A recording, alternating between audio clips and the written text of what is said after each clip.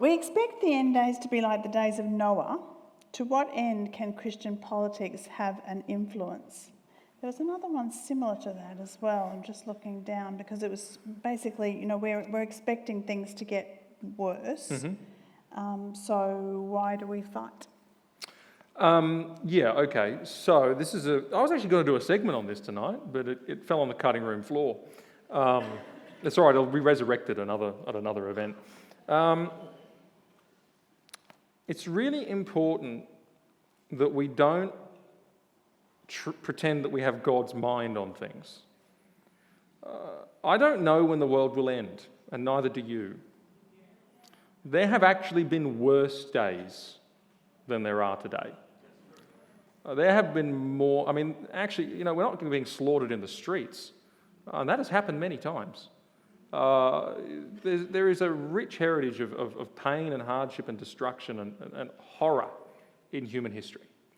And a lot of people see a lot of things happening and they go, yeah, that looks a bit like the signs of the end. But what you're seeing is not a global collapse. You're seeing a collapse of an empire, which is the West.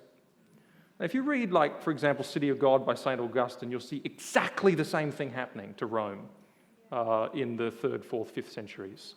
You'll see the same thing. So we're living through the decline of the West.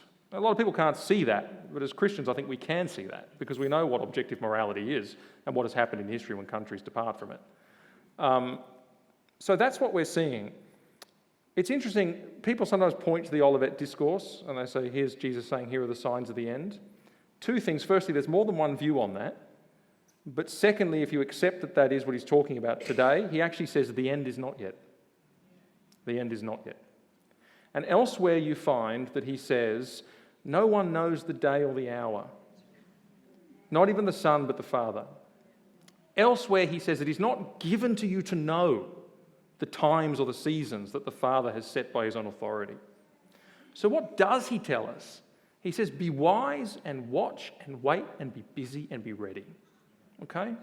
What does that mean? It means we're more active than we've ever been when he comes.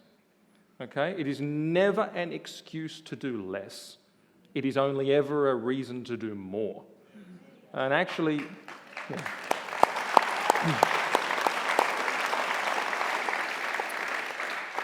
And, I want to be found very busy when the day comes, doing all that I can and with integrity.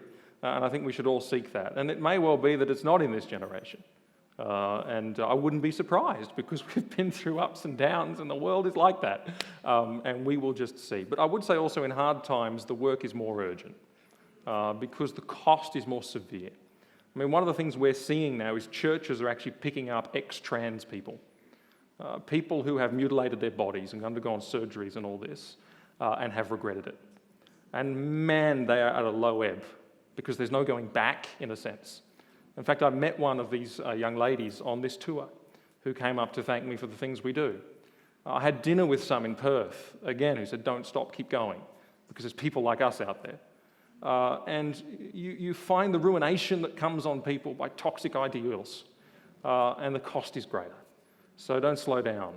Times like this make it more urgent. Everybody please thank Martin Miles.